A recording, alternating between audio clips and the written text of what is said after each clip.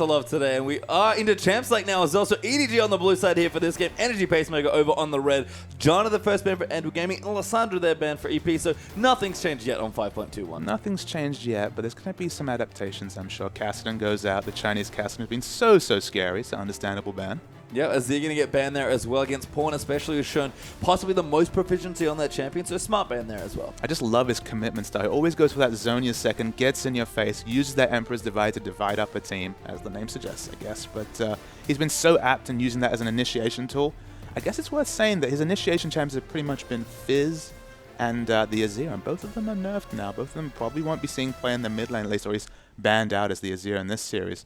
Does he have another initiation pick? That's kind of what I'm looking to see. It's Pawn. I'm going to guess he does, but Probably. We'll see here as EDG ban at least in as their last ban. Going to kind of target Drizzle there with the jungle ban.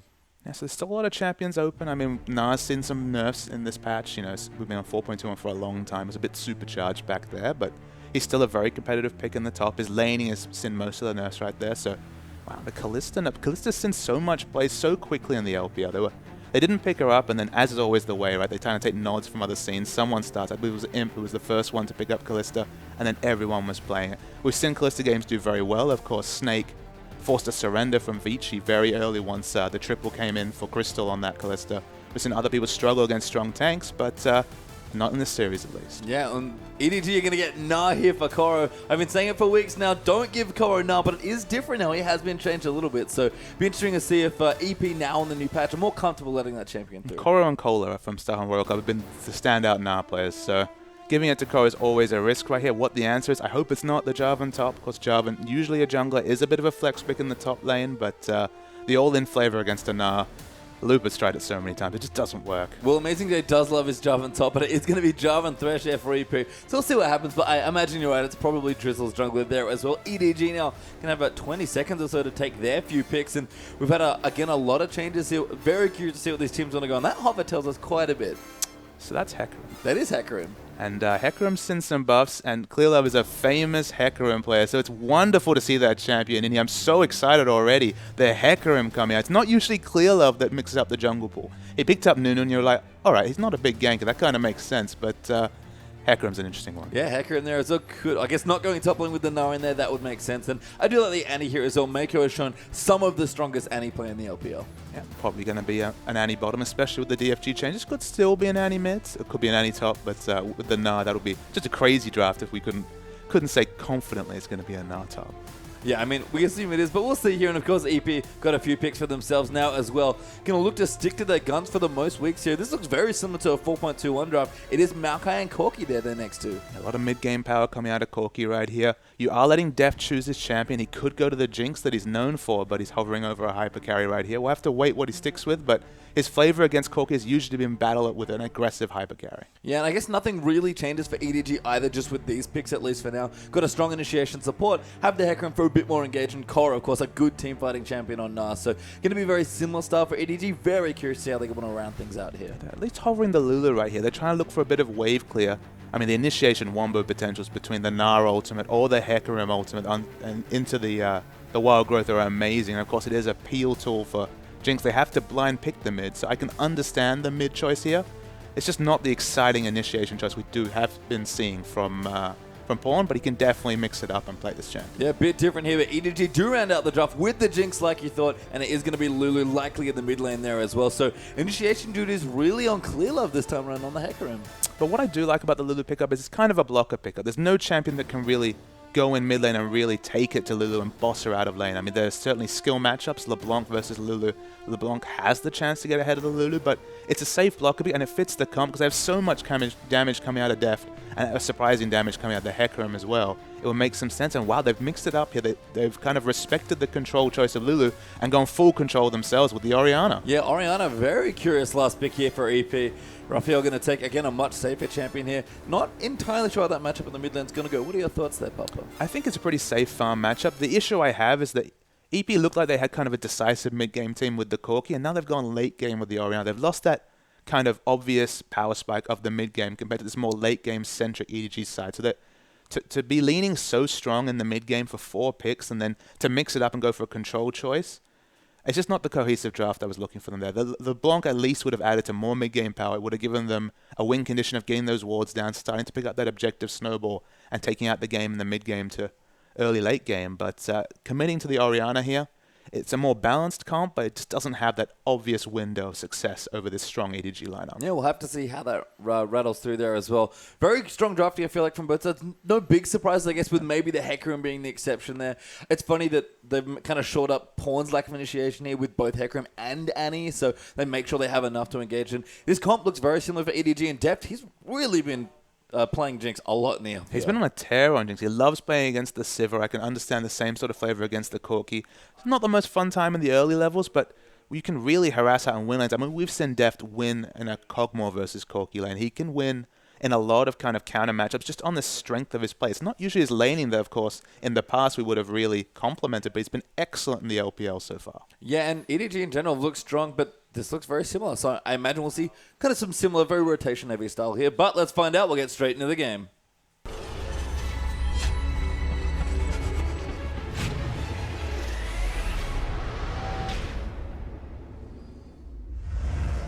As a child, you would wait and watch from far away, but you always knew that you'd be the one to work while they all play. Here we are on the way now. The warriors that built this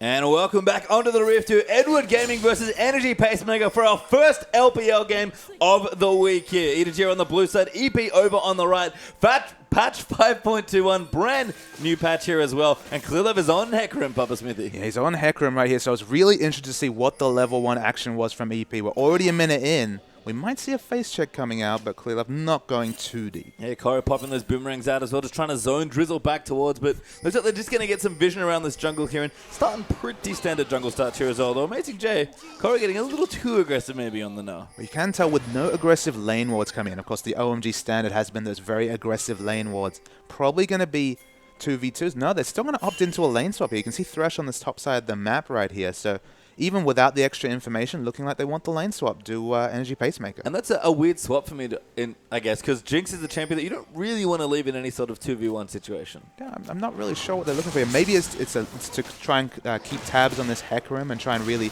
boss him out of the jungle. Of course, you're going to give more space for Thresh to roam into the enemy jungle, get extra vision. So I can understand maybe the theory right there. But you're right, in a simple lane 2v2 matchup, you'd expect Corki to opt into almost any 2v2 shot or maybe Caitlyn. And interestingly, Jeff's actually going to go and pick up the Krugs here for himself, you can see. Does get most of the experience, but not all of it for level 2. And I think we might have had a freeze started in the top lane. Yeah, the freeze does seem to be on. We're just looking at the mini-map right here, down the bottom lane. Not sure if Def's going to do the same thing right here, so we're waiting to check this all out, but Mako's actually, you can see on the minimap here, harassing Drizzle out of his jungle. Yeah, and really smart play there from Mako. Actually just, knowing that Def's going to be fine. He is low on health at level 2 already, so should be okay. And he used a lot of mana there, but does good harassment. And Drizzle's actually forced out at level 2 of his own jungle. And now his timings are completely out of whack. You prepare, you scrim so often to try and get these timings down, but gank paths are going to be significantly changed right here. So Mako, at the cost of half his mana bar, has kind of warped this early game. Yeah, so Pawn here in the mid as well against Raphael. Looking fine now, a few CS up, but just going to play this pretty casual on the Lulu. And this is a pretty farm-heavy mid lane, it seems like. I mean, the mid lane matchup is definitely going to be farm-heavy. In the top, we kind of have a very interesting matchup. The matchup you might see in solo queue. Of course, the Corki top does have quite a lot of power behind it. And now that Thresh is going to help out Amazing J in the bottom lane, the Corki versus Gnar matchup in the top. Yeah, so we'll see how that goes. I'm sure Kane is just fine there farming here, and Deft again sort of slow pushing this wave in towards the bottom. Mako still here for support as well. Was maybe looking to poke around and get some more pressure on, but they'll have a very bit of a different 2v2 here as Shoes rotated down on the Thresh, like you mentioned. So we already mentioned that it is a significant advantage to have Drizzle set behind, having to base so early. But another big advantage here is that EDG has solo experience coming on their tank right here, and Maokai has to farm with Thresh. He's going to be behind in experience, potentially behind in farm. And we know how big Maokai can become. Pokemon from IG has really demonstrated the carry potential if you get that Rod of Ages into the very tanky Maokai. And if you have to go for a cost-effective build, the Righteous Glory has almost been the sign of losing Maokais in the LPL so far. Yeah, Drizzle coming into the mid lane. Pong going to take a lot of damage. Ribuff going to slow him down. He'll flash out of the way there and be safe. Really strong pressure though. Pawn forced her back. Yeah, Pawn was actually playing surprisingly up in the lane right there. He obviously recognized that it wasn't the LeBlanc pickup, it was the Orianna, not expecting to burst damage. But a significantly good gank, the flash is blown. Very strong combo in the top lane as well there by Korra, who goes into the Mega Knight farm and just chunks Kane down. I mean, Kane in the range versus melee matchup does get a bit of hits back and forth, but Korra, as always, playing his Nav very well in the early stages. You can see EDG has been played very up all these lanes. We just mentioned that Pawn was a bit surprisingly overextended. Korra was also at Kane's turret at the top. They have a Hecarim jungle. They're not expecting jungle pressure, at least to level 6. So, you know, you kind of disrespect the ganking pressure of Drizzle on this Jarvan at your peril. He's been set behind, but Jarvan only needs 3 levels, maybe even 2, to really impact those lanes. Yeah, and I guess Hecarim is a comparison here. Clearlove with the Ghost there on his jungle as well. Actually already picked up a quick Trailblazer, so we're going to power farm and try and get 6 as soon as possible. I mean, look, if someone's very overextended, of course you can gank from the back as Hecarim, but in reality, you need that level 6, and you scale so well with items and levels. It's kind of why we see Hecarim in solo lanes creeping up. It's just that he scales so well that, look, he's basically hoping that his lanes can make pressure and buy time for him to be really strong in the mid to late game. Yeah, EDG's lane's making pressure now. Def going to farm solo here in the bottom, and Mako is up towards the top now as well. Good pink ward placed down as well. Maybe going to try and pick off the jungler as they rotate through. Looking for a dive potentially, but are going to back off here. Yeah, the pink ward's nice right here. Of course, Corki hasn't had the time or the pathing to be able to check it. See, Jarvan and Thresh are actually together in the mini-map right here, so maybe looking for a roam gank onto top. It's going to be easily spotted away by that pink. Yeah, it seems that EDG might have had some vision there of Jarvan and Thresh being towards the top because they didn't want to commit to the potential dive with the 3v3 incoming. So instead, going to clear out some vision. We see this a lot in the LPL with Annie's and even with other supports as well. Lots of early movement and roaming to try and get vision early. Yeah, you often see very under-leveled, malnourished supports walking around. Level 3 is okay here, of course, has access to all her spells, can build up that stun very well. But the result of all this movement is that it's Jinx versus Maokai in the bottom lane, and Maokai getting that free farm actually ahead in CS of Korra, who started in that 1v1 lane. So they've actually rotated very well here, EP. They want to open up as much space as possible for Amazing J to pick up those items and get an early start. Yeah, an Amazing J down the bottom, catching up on farm as well, but even there with Korra's now on the top, who's now 1v2, although unbeknownst to him, 1v3 now, so getting a bit low in health there as well as Korra might get dived there on the top of it. Seems like he's going to back away and recall quite early on. Yeah, Mako's just a human living ward in the bot lane right here, just allowing Jinx to get as much farm as possible. Level 6 on both the AD carriers already. Credit to Korra, though. He sees no reason to overextend and go for trades. The Thresh was visible. Just happy to back and pick up some items. Yeah, gets a Giant's Belt for himself. Going to make himself pretty tanky in the early stages of this lane as we move back in towards the mid as well. Pawn a little behind on CS against Ori, but catching up after the first gank, actually has double Doran's ring, so a bit more of an aggressive look here for Lulu. Yeah, it just helps with the wave clear. Of course, Lulu can be very mana intensive. Those were some of the nerfs many patches ago to try and make her laning a bit more sustainable. So the double Doran's early gives her the faster power spike right here. She loses out and maybe transitioning into the first big AP item, which doesn't have the Fiendish Codex that Raphael does, but will be very comfortable in the mid. And Hecarim keeps farming, but Drizzle trying to take advantage of this passive jungle and start the Dragon up. Yeah, I love this as well. Good aggressive pink wards there from EP, and they've warded very well around the Dragon. Thresh even going to land St. Kanan, who's level 6, got good DPS on this Corki early on. And Energy Pacemaker looking to get away with a free Dragon here. Energy Pacemaker, one of the hallmarks of their play in the early stages has been strong Dragon control, and the first one's almost snuck away there. I mean, just even bigger than Dragon control. This was excellent rotations coming out. They swapped up till they could get this 1v1 lane for Maokai. He enters lane with a Catalyst against Nah. Going to be more sustained in that top lane. Do fine in that area. And they pick up the Dragon just from rotations. So, I mean, credit to EP.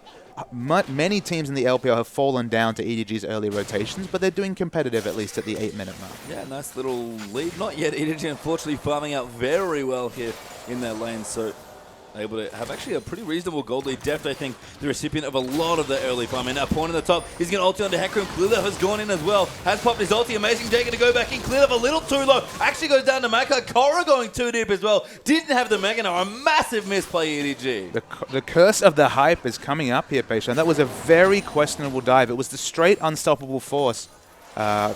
Onslaught of Shadows, sorry, ultimate coming in. Didn't actually fear Maokai away from the turret. They went for the dive anyway with the wild growth right there. took Tank far too many turret hits, and they couldn't even pick up the exit kill. So 3 people committed and a death coming through is massive for EP. Yeah, it's going to give EP a slight gold lead here as well. Plus, they've gotten the first dragon, so things looking good early here for Energy Pacemaker, and a bit of a rare mistake. They clearly, I was hyping up how well he set up ganks all week. That was a rare misfire. They were just trying too hard. They were just putting too much into it. They're willing to go even when the wave wasn't in the right spot for it, and there's no need to overcommit here for EDG. Yeah, so clearly the gank engineer does have a bit of a failure there on the machine. Okoro could be in trouble, actually. Drizzle coming into the top, and Megan are not quite ready to get Amazing J. Still chasing in there. Drizzle with a good slow. Koro does not have the Naba up hit, and he's going to die in mini Naba form as well. Knowing Megan has him into the wall, Amazing J could be in trouble. Does go low, but Drizzle gets the kill. Koro almost deserved better right there. He was so on point with the vision juking until he had exactly enough rage for the transformation. Doesn't pick up the answering kill he might have deserved. And again, EP extend that lead. Yeah, about 500 gold now. So pretty slim lead, but a lead nonetheless, which is very impressive against a team like EDG. Can't forget the first dragon that they've gotten as well. So new patch and maybe a new lease on life here. Yeah, for so, EP. and look, even though we criticize the Orianna pickers maybe not sticking to the comp's win conditions, they're playing to the win conditions here. They have the first dragon. They are up in kills in the early game. Maybe it hasn't been a big gold lead right here, but if they continue to play this way and they group with that Trinity Force power spike on Kayn, they're still playing a very smart game here of League of Legends. Yeah, and Raphael's had a good lane here as well on the Orianna, leading pawn by quite a number of CS there in the mid lane. I mean, Deft is still receiving a lot of farm here, 86 to 93. Even Kayn actually overtaking him there. I mean, EDG sort of picked themselves into a very team fight-oriented Jinx comp, but that's going to take a while to power up here. But that's the thing. When they pick this comp, they know that they peak mid to late, especially towards the later side of this game. So why are you overly aggressively turret diving with a team that scales so well? It's not like Drizzle was putting out massive jungle pressure and Clearlo was forced into a corner. They basically brute forced an all-in turret dive on a very tanky Maokai. They didn't look at the fact that he already shopped and picked up a catalyst, and they paid the price. Yeah, Deft actually maybe going in. Mako with the bear ready to go. Does not pop it though, as it's done swirling around. And Deft will just continue to clean out CS, and at least with an early BF, sort of Deft is very comfortable in this matchup, even now that they've transitioned back into the 2v2. And any Jinx matchup, the BF Soul just gives you so much ranged wave clear. You just saw right there on the screen, 3 ranged rockets into that back wave will clear it up. It's not Sivir's instant wave clear, but it's very comfortable. Yeah, very comfortable indeed here. As Koro in Mega Now form, just going to slap away at some of these minions. Amazing J. Almost actually with Rod of Ages actually, so looking for a strong timing there. And Koro, who didn't quite get the trade kill he was looking for in the last one, going to continue to play his Narthos. Clearly actually has come down to the bottom, but Energy Pacemaker maybe sniffing out the gank, have already recalled back to their base. Yeah, it's smart backing and timing right there. There's no dragon available, so there's no risk of losing the objective from the back. Again, EP playing very smartly. This is probably the strongest 12 minutes we've seen from them so far this season. I mean, maybe not the most exciting there. Level 3 Scion, Elise, and Dragon excluded, but very smart, you're right here. Playing almost like we'd expect EDG to when we saw them play last week, and next Dragon's back in a minute 50 here. Energy Pacemaker, especially if that Corki Trinity Force comes online, have a very good shot of just shutting out EDG of the next Dragon. And I guess the acid test, again, you do reference that game where they did the innovative strategy, they picked up the first Dragon, and then they did nothing with it. So I guess the question is, can they capitalize, secure vision on the second? We do see Drizzle and Shu together. This could be Dandy Mata if we did some name changes right here. Preparing for the Dragon early. It's 1 minute 30 till the Dragon spawned. They are playing towards their win conditions, and this is the next level of development for this EP side. They're at least playing like they know how to win and close out games of League of Legends. Yeah, so looking good so far, but we'll have to see Dragon back up in a minute 10 now, and EDG are going to look to contest if they can. A pickaxe done for Jinx. There's also a slight increase in power coming through. And it's like Koro going for a Hex Drinker there after his Giant Spell with a Longsword and a Null Magic Mantle already in his inventory. Yeah, he is in the bottom lane. Actually seeing Kayn taking a lot of damage. He could be in trouble though. Actually, Rocket's going to come in. Deft going to try and line up the slow. Does get it. Looking for the flash. Does go in. But a good land is the kills. And Deft actually orders a minion. Does get the kill, but he's going to die here under the turret with the box there as well. And a good trade kill there for EP. I'm not sure what's in the water here this week for EDG. They're just going very crazy and thirsty for those kills right here. They came into this match confident, but they're really overextending with almost no reason. They lose the mid turret and mid as well. Yeah, Deft also hit the slow and had his ultimate there. Very odd choice to not try and snipe Corki with the ulti. Instead, flashing under the turret and missing the next auto. So, yeah, you're right. EDG not playing like the team we hyped them up to be, and Energy Pacemaker playing very well. I mean, you analyze that point and you say, all right, you can flash the Jinx ult. It is predictable. It does have a cast time. But if you step back and you're like, wait, if I fire that ult and the enemy AD carry flashes and has to exit lane, I still open up such a massive CS and wave control advantage that it's still a big win. But they're so greedy for these kills, they're so greedy for the gold, that they're really paying for it here. Yeah, very bloodthirsty here. And Energy Pacemaker going to saunter in for this next dragon here. No vision again from EDG around the area. And the first one, sure, I'll call it a steal. This one is robbery. And this is a hole they dug themselves with the over-aggressive turret dive right here. There was never time to go and put down wards because Deft was dead, and it's very scary here for Annie and her low level to go and put down any wards. So, I mean, look, EDG are making their bed right here. They are here, and I mean, Kane does have his Trinity Force now on the bottom lane. Def going to do what he can here. Cleans out webs very quickly with the Berserker Greaves and the 2 components of the IE, but that's nothing compared to the power spike of Corki. Yeah, the completed Trinity Force is such a big power spike over Def's Infinity Edge components right here. The Berserker Greaves helps with the wave clear, like you say, but now they can't even stand toe-to-toe with the lane they were bullying around not 2 minutes ago. Yeah, and Def falling behind in CS here. Kane 130 or so to 115. We've got 137 to 7, so a 30 CS difference there in the mid as well. Cleveland are going to take his own already, but EDG don't have any defensive win. In fact, Drizzle might just walk in for the steal. Didn't get it. I think Cleveland, yeah, did manage to secure it there on Hecarim, but that's a small win there for Edward Gaming. But you can see from Pawn's position the fact that he's helping out with this buff. The EDG, I mean, and Pawn in particular, is playing from behind. He recognizes the lack of gank pressure that Clearlove has on this Hecarim, and it's just been allowing himself to lose in CS. 34 CS is a massive disadvantage. Yeah, Bear though coming in onto shoot. Clearlove going in there as well, knocks him back with the E, and now Def gonna fire in. Clearlove does have his ulti. Does he want to go in? Kane and Drizzle could be in trouble. A good rampage there for Clearlove. The ulti comes in, gets them both there with it. The double kill for Clearlove, and he almost got the triple. Yeah, he finally gets the snowball going. So important on this Hecarim. The extra gold is very useful on Clearlove. Usually just say, okay, leave it for the AD carry. But if Clearlove gets tanky and can be a huge frontliner, they'll be massive for this EDG team comp, despite the early game hiccups. Yeah, and sort of atones himself for the earlier dive in the top lane. That was a very well executed lane gank by Clearlove.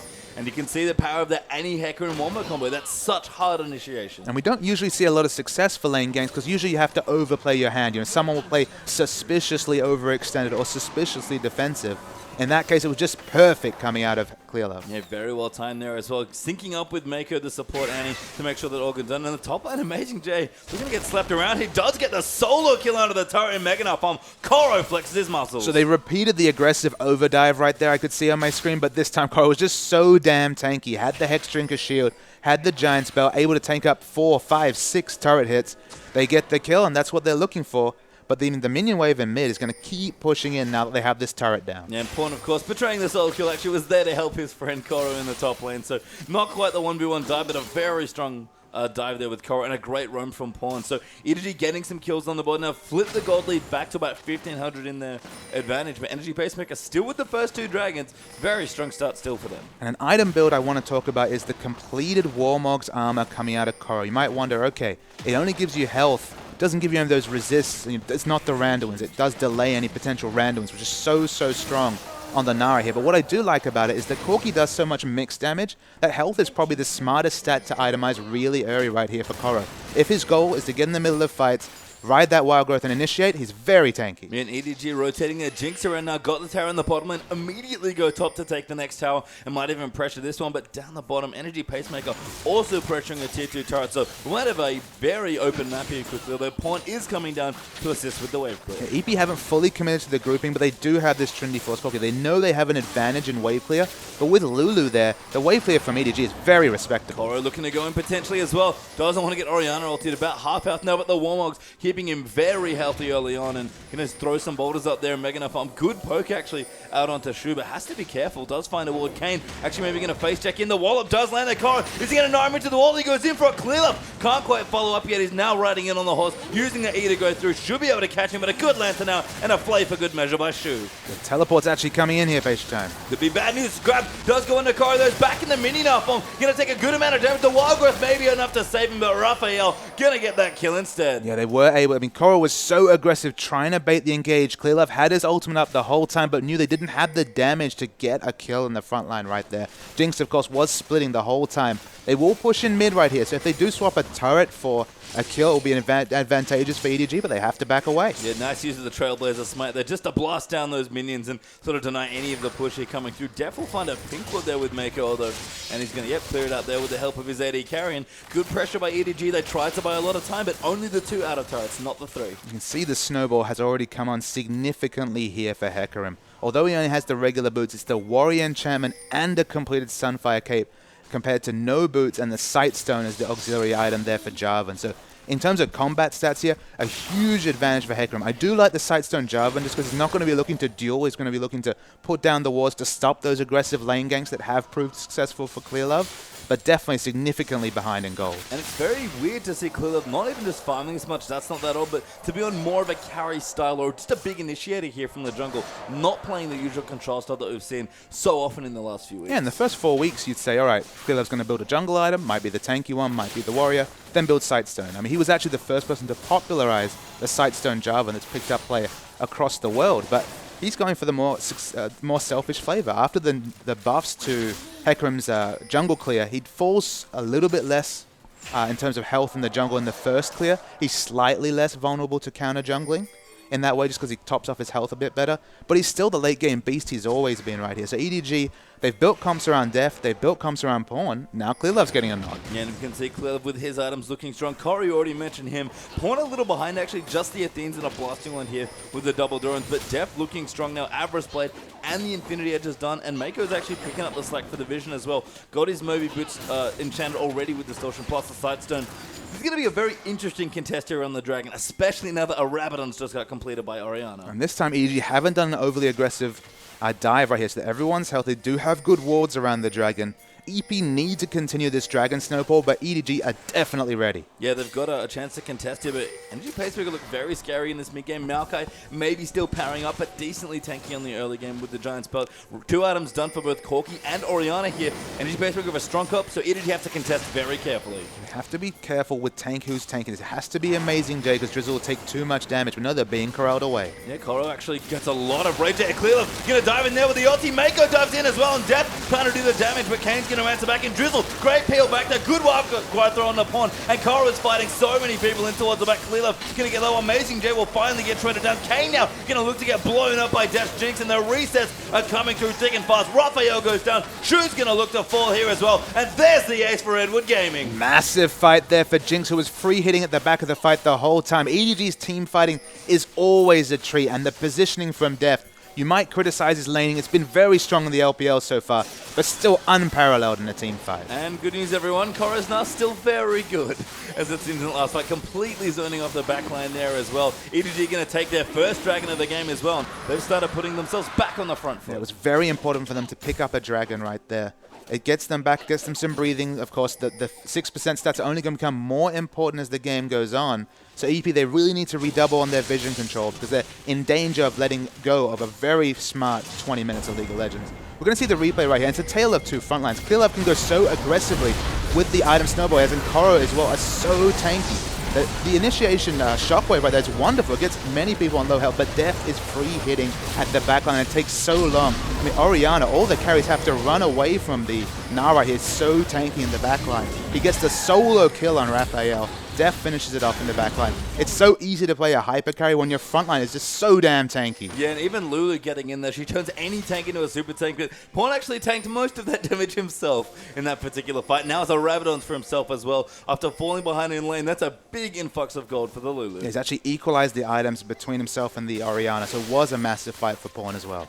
Yeah, and Pawn, again, kind of did what he could in that team fight with the Lulu, basically frontline for Deft, and we've seen what happens when EDG can protect her hyper carry here, and Deft looking to carry this game on the Jinx as well. Static Shiv also done in there as well, and EDG, that gold lead's grown quite significantly in the last few minutes, 4,000 gold ahead now. And when we see these big Maokais, we usually think about their initiation potential, the fact that they can go in, soak so much damage, and have the regular CC. But when they're completely trying to peel away a diver, they don't do a lot to the Nara and Hecarim right here. They have one round of CC. They have to wait out their cooldowns. But their carries are really suffering with Nara and this Hecarim in their face. Really overtuned jungler, especially so strong compared to this Jarvan. And they can't get past that front line to even hope to get on top of Deft. The first reset comes out, you know this Jinx is going to run crazy. Yeah, Koro actually going in amazing days, diving onto Deft. Jinx trying to go back in, a good trumpet there, Clearlove going to peel back there as well. And now Kane going to dive in, but Deft going to try and chuck you out. A good wild growth there, going to save the AD as Omega goes down, but it's just being ripped apart here. Oh, poor EP. That's 3 kills in a row. Drizzle low might be the 4th. Mako goes down, and EDG trade 3-1. EDG team fighting like a top team right there. The flash from Deft was necessary, but the play around him, specifically Clearlove's mechanics, to fear all the frontline initiation away from Deft. open up space for that AD carry. The free hit right there, the Baron's the result. Yeah, we saw Clearlove, you know, really sticking up for his buddy Def there. They've gotten along in China. We were worried in the last few weeks that he didn't have the same love here, but Clearlove, Vantaz's coming up there, gets hooked there as well. Play back into the wall, but Drizzle gets melted, and the Clearlove Def love still very much there. Yeah, Drizzle won an exit kill right there. It was always going to be a 1-for-1 at best, and you never want to trade in those situations, and Clearlove, he shrugs it off. He's so tanky, it doesn't even matter. Yeah, Hecarim looking strong here, and Deft an absolute beast here on this Jinx. 3-1-9 here with a Baron buff now as well. Actually, maybe looking to steal away the blue buff. No, he's always greedy. He's always pushing his leads right here. Corki's so far away, he should pick it up, but let's just come back to EDG for a second. Let's say, all right, it was a bit of a shaky early game. They did give away the first 2 dragons, but have you noticed that Clearlove always gets done what he sets out to do? He didn't build a Sightstone here, so they never had the overwarding in to take easy dragons. Instead, he redoubled on farming, he got the ganks off he wants, and now he's set up to carry the mid-game in these team fights with a really tanky frontliner. So EDG, they understand their win conditions. They gave away the dragons. Okay, they were over-aggressive in dives, but they're definitely at a point right here where EP, they need to get some wards and picks or they're going to lose this game. Yeah, so pickaxe done there for Deft as well, so powering up as well. Clearlove also getting even tanky there with another giant spell added into his inventory. Love the Talisman of Ascension here as well, and a Thornmail for Koro. And the Talisman of Ascension, of course, giving bonus damage to Hecarim with that passive. He does scale off the move speed right there. I mean, Koro, Warmogs into Thornmail. I mean, Randwinds is a wonderful item. It gives you team fight control, but when you have Hecarim diving in, just the sheer stack of health and the sheer armor right here, what is a Corki to do against this front line? Literally, they will soak all the damage this mid-game Corki has, shrug it off, and you know, you could add in a completed the Blade of the Rune, and then you could even have a Last Whisper, and he's just going to be tickling this front line. Yeah, and an aptly named Hecarim passive there, Warpath, which is exactly what Clearlove is looking to cleave between Energy Pacemaker. Koro still farming here in the top. Actually has a build toward a Cutlass now, so a bit more aggression in that build coming through. Koro feels like he's tanky enough at this point. EP on the other side. Do have a random jump for the Maokai, and Amazing Jay's Rod is likely fully charged there with the Roa. Build toward a Cutlass through there for Corki, still looking for his own Blade of the Rune. Yeah, we see the turrets falling in bot lane right here, the tanks trading in top. EDG's groups are so strong. They can shrug off this 2 damage composition. We didn't even mention the fact so much is relying on Orianna and Corki right here. The Warmog's health stat, that'll negate any burst from Orianna. And Corki just can't get any damage on the squishier members right here. The front line's too strong, so they can shrug that damage. And Jinx, she doesn't have the Last Whisper yet, but she's already massively power-tuned. Yeah, looking very strong here, EDG. That lead has grown really quickly, actually. It was about 4,000 gold 5 minutes ago. It's getting closer to 10,000 gold at this point as well. They're about 600 gold away from that goal here. Pawn strong there with these 2 items as EDG, they know not to mess around. They're going to try and push in and get an even bigger lead. And they've already shown the turret dive, and they're not going to stop here, especially since they know they're ahead in this game. I'm just waiting for them to pull the trigger. It could be under a turret. It could be a measured game. EDG have all the options in the world. Yeah, Koro just getting aggressive, pushes down another tier 2 turret, so only 1 left now for EP, and they're defending it as 4 in the mid here. Teleports up for both top laners, and they're even looking to rotate down as well, but Koro intelligently applying pressure here in EDG. Know to be patient. They get this successful split push objective and taking that top turret right here. They can group and dive or they can group and zone. You can see Koro right here. He's completely known to the enemy team, but he's happy with that. Yeah, and they take out the other turret. Now, Clearlove is massive right now. He actually popped an Elixir of Iron, maybe looking to go in there, so he is incredibly tanky at this point. Yeah, the extra tenacity right there does stack with those Mercury Treads multiplicatively, so not going to be the massive tenacity right there. But once he gets in the fight, as long as he's soaking damage from Corki, he's kind of done his job. Yeah, and EDG going to move in for their second dragon now as well. Energy Pacemaker, who started off so well controlling those objectives, haven't been able to contest ever since those 6 turrets got knocked down. And that's the biggest difference here. It's not just the strong T-burning from EDG, but what they've done once they started winning those fights. Absolutely. When they pick up a kill, you know they're going to pick up objectives. They've got all the outer turrets down already on the map. No Azir in this map, so there's definitely 6 outer turrets. They're just looking super, super strong, and they're playing to their win conditions. I harp on it a lot, but if you go back and realize why they didn't pick up those dragons, okay, some of it was mistakes. They were too overly decisive in those top lane ganks when they didn't need to be, but they didn't try to control an objective they didn't set up for. They didn't have the wards, so they were, okay, we'll give up this objective. But in terms of tuning right here, having such a strong front line, I mean, the Blade of the Ruin King's completed on Koros is even going to be a relevant damage threat. They isolated what was strong about this EP comp, mid-game rotations. And with an overtuned jungler in the front, those rotations are kind of for naught. Yeah, and I actually like Koro's little pick up there as well, maybe trying to supplement the slightly weaker damage a little bit, although Pawn is going for a Lich Bane as his next item here. So he's actually been doing very significant damage here in towards the later stages of the mid-game, and EDG going to split up again here, 3-1-1 now. I mean, worth knowing that, of course, Lich Bane, Makes a lot of sense on Lulu because she's an auto attack based champion. She already has augments on her auto attack with her passive right there, and she's going to get in range for spells, whether they're used defensively and offensively. So it's a very smart pickup.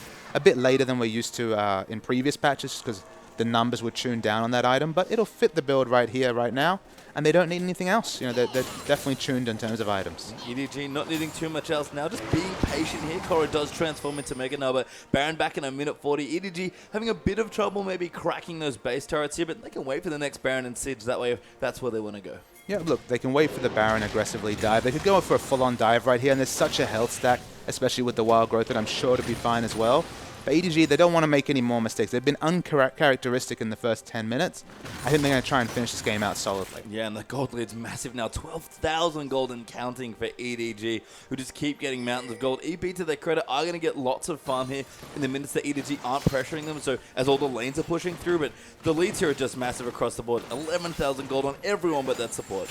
But we do need to take solace, I mean, EP especially will take solace in the fact that the two previous series we've seen from EDG, or at least two of them, were the series against M3 and the series against World Elite, where those teams were completely blown away in the early game by EDG's rotations. EP were not. EP had a very strong first 10 minutes right here. They haven't played poorly in the mid game. They've just been kind of caught off guard by just how strong this Hecarim Gnar initiation comp is. And Lulu 307 doing so respectively as Pawn after being 40 CS down in the mid lane at one point.